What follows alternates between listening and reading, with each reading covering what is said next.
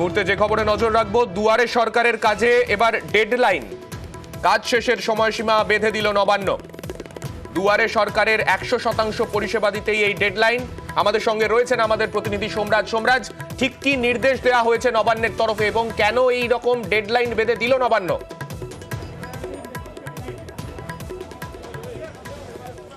দেখো, তোমার হয়তো মনে আছে সম্প্রতি মুখ্যমন্ত্রী মমতা বন্দ্যোপাধ্যায় দুয়ারে সরকারের পরিষেবা সাধারণ মানুষের কাছে পৌঁছানো যাচ্ছে না তা নিয়ে ক্ষোভ প্রকাশ করেছিলেন মুখ্যমন্ত্রী মমতা বন্দ্যোপাধ্যায়। সম্প্রতি জেলা শাসকদের নিয়ে যে বৈঠক করেছিলেন মুখ্যমন্ত্রী, এবং তারপরেই নবান্নের তরফে সেই ডেডলাইন বেঁধে দেওয়া হলো। যে ডেডলাইন স্পষ্ট করে জেলা শাসকদের জানালেন খোদ রাজ্যের মুখ্য সচিব বিপি গোপালিকা। দুয়ারে সরকার কর্মসূচি ইতিমধ্যে শেষ হয়েছে, তার পরিষেবা দেওয়ারও কাজ চলছে, কিন্তু নবান্নেরই এখনো পর্যন্ত যা তথ্য তাতে বলা হচ্ছে 86.88% মানুষের কাছে দুয়ারে সরকারের পরিষেবা পৌঁছেছে। অর্থাৎ এখনো পর্যন্ত 100% মানুষের কাছে পরিষেবা পৌঁছায়নি।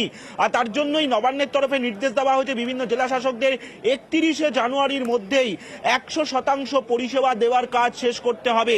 দুয়ারে সরকারের অধীনে মোট 35টি প্রকল্প সুবিধা দেওয়া হয়েছিল, কিন্তু তার মধ্যে 20টি প্রকল্পের মাধ্যমে সাধারণ মানুষের কাছে 100% পরিষেবা দেওয়া গেছে। বাকি 15টি প্রকল্পের 100% পরিষেবা এখনো পর্যন্ত পৌঁছায়নি। তার জন্যই মুখ্য সচিবের নির্দেশ জেলা শাসকদের যাতে 31শে জানুয়ারির মধ্যেই সব প্রকল্পের 100% এই যে পরিষেবা দেওয়ার কাজ তা নিশ্চিত করতে হবে এবং তার কমপ্লায়েন্স রিপোর্ট পাঠাতে হবে। কেন এই নির্দেশ?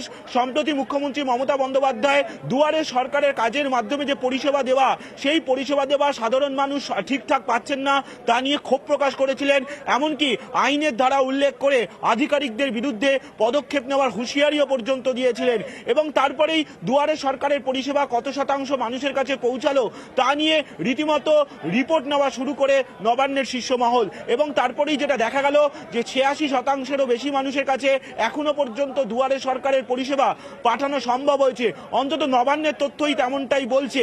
এবং তার জেরেই এবার নবান্নের তরফে ডেডলাইন বেঁধে দেওয়া হলো 31শে জানুয়ারি, অর্থাৎ আগামী কালকের মধ্যেই, যাতে 100% মানুষের কাছে সেই পরিষেবা পৌঁছে দেওয়া যায় যারা আবেদন করেছেন বিভিন্ন পরিষেবার জন্য, এবং তা নিশ্চিত করতে হবে এই মর্মে জেলা শাসকদের নির্দেশ দেওয়া হয়েছে।